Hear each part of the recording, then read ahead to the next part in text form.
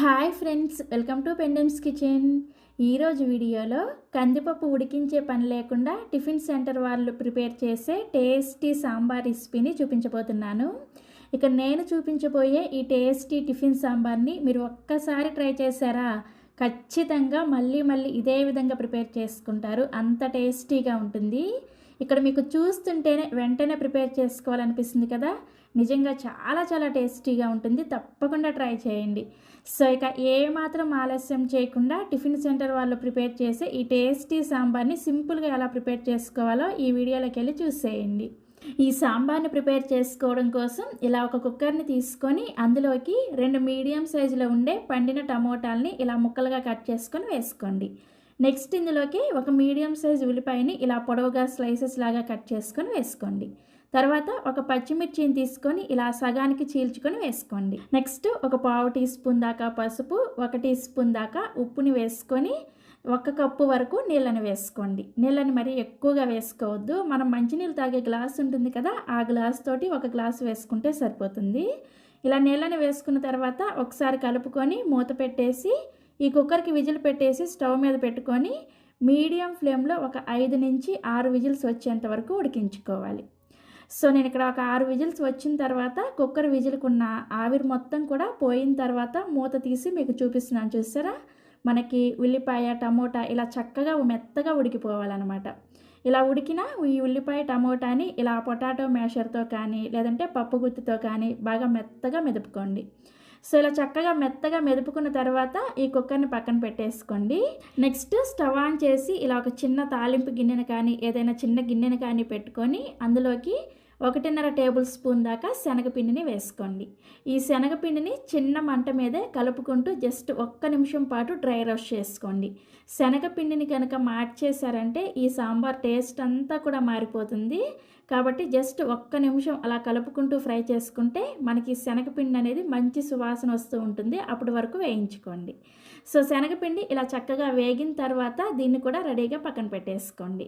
Next ఇదే stove మీద ఒక కడాయిని పెట్టుకొని అందులోకి 2 టేబుల్ స్పూన్ల దాకా నూనె వేసుకొని వేడి చేసుకోండి. నూనె వేడైన తర్వాత ఇందులోకి ఒక 1/2 టీ స్పూన్ దాకా ఆవాలు, 1 రెమ్మ కరివేపాకు, 2 ఎండుమిర్చిని ఇలా సగానికి కట్ చేసుకొని వేసుకోండి. నెక్స్ట్ ఇందులోనే ఒక 1/2 టీ స్పూన్ దాకా ఇంగువ కూడా వేసుకొని దంచుకున్న ఒక 7-8 వెల్లుల్లి రెబ్బల్ని వేసుకోండి. పైన పొట్టు తీసేసి ఇలా కొంచెం దంచుకొని వేసుకోవాలి. నెక్స్ట్ ఇందులోనే చూసారా ఒక 7 నుంచి 8 వరకు మిరియాలను వేసుకోండి. మరీ ఎక్కువగా వేసుకోవద్దు. జస్ట్ ఒక 7-8 మిరియాలు వేసుకొని కలుపుకొని ఈ తాలింపుని కొద్దిగా 1 నిమిషం పాటు లో ఫ్లేమ్లో ఫ్రై చేసుకోండి. మనకి ఈ వెల్లుల్లి అనేది కొద్దిగా వేగిన తర్వాత ఇప్పుడు ఇందులోకి మనం ముందుగా మ్యాష్ చేసి పెట్టుకున్న ఉల్లిపాయ టమోటా మిశ్రమం ఉంది కదా, ఆ మిశ్రమం మొత్తాన్ని కూడా ఇందులోకి వేసుకోండి. తర్వాత ఇందులోకి మనం ఫ్రై చేసుకున్న శనగపిండి ఉంది కదా, ఆ శనగపిండిలోకి ఒక 1/2 గ్లాసు వరకు నీళ్ళని వేసుకొని ఈ శనగపిండి అనేది ఉండలు లేకుండా ఈ నీళ్ళల్లో కలిసిపోయేటట్లుగా బాగా కలుపుకోండి. శనగపిండి మనకి ఎక్కడ కూడా ఉండలు లేకుండా ఇలా చక్కగా కలిసిపోయిన తర్వాత ఈ శనగపిండి నీళ్ళని కూడా ఈ కడాయిలోకి వేసుకొని నెక్స్ట్ ఇందులోకి ఒక 2 టీ స్పూన్ల దాకా రెడీమేడ్ సాంబార్ పౌడర్ని వేసుకోండి.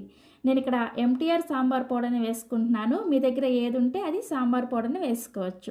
సో సాంబార్ పౌడర్ని కూడా వేసుకున్న తర్వాత ఒకసారి బాగా కలిపేసుకొని ఇప్పుడు ఇందులోకి 1 గ్లాసు నుంచి 1.5 గ్లాసుల వరకు నీళ్ళని వేసుకోండి.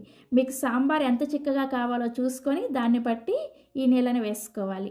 నేనైతే ఇక్కడ ఒక 250 ml అంటే 1 గ్లాసు నీళ్ళని వేసుకున్నాను. నీళ్ళని వేసుకొని ఒకసారి బాగా కలుపుకొని ఇందులోకి రుచికి సరిపడా ఉప్పుని వేసుకోండి. మనం ఆల్రెడీ ఈ ఉల్లిపాయ టమోటా ఉడికించేటప్పుడు ఉప్పుని వేసుకున్నాం కదా, కాబట్టి చూసుకొని కొద్దిగా వేసుకోండి. ఉప్పును కూడా వేసుకొని ఒకసారి బాగా కలిపేసుకొని మూత పెట్టేసి మీడియం ఫ్లేమ్లో ఈ సాంబార్ని ఒక 5 నుంచి 6 నిమిషాల పాటు బాగా మరిగించుకోవాలి.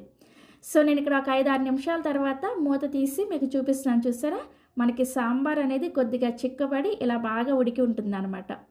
ఇప్పుడు ఇందులోకి సన్నగా తరిగిన కొత్తిమీర కొద్దిగా వేసుకొని ఒకసారి కలుపుకొని చివరిగా ఇందులోకి జస్ట్ ఒక 1/2 టీ స్పూన్ నుంచి 1 టీ స్పూన్ దాకా నెయ్యిని వేసుకొని కలుపుకోండి.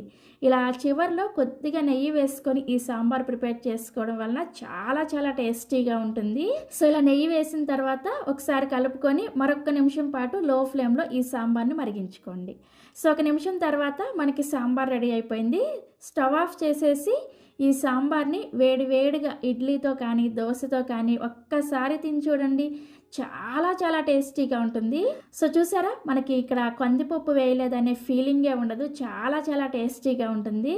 నేనైతే ఇక్కడ చక్కగా వేడివేడిగా స్పాంజ్ లాంటి ఇడ్లీ మీద ఇలా సాంబార్ పోసుకొని తిన్నాను. ఎంత టేస్టీగా ఉన్నాయో మాటల్లో చెప్పలేను. మా ఇంట్లో వాళ్ళు కూడా చాలా చాలా ఇష్టంగా తిన్నారు. తప్పకుండా మీరు కూడా ఈ టిఫిన్ సెంటర్ వాళ్ళు ప్రిపేర్ చేసే కందిపప్పు లేని ఇన్స్టెంట్ సాంబార్ని ఒక్కసారైనా సరే ట్రై చేసి చూడండి. నిజంగా చాలా చాలా టేస్టీగా ఉంటుంది. ట్రై చేస్తారు కదా, ట్రై చేసిన తర్వాత మీకు టేస్ట్ ఎలా అనిపించిందో ఈ వీడియో కింద కామెంట్ సెక్షన్లో నాతో షేర్ చేసుకోవడం అస్సలు మర్చిపోవద్దు. అలాగే మరిన్ని Emmy tasty and quick recipes కోసం పెండెమ్స్ కిచెన్ని సబ్స్క్రైబ్ చేసుకొని పక్కనే వచ్చిన గంట సింబల్లో ఆల్ అనే ఆప్షన్ని ప్రెస్ చేయండి. Thank you.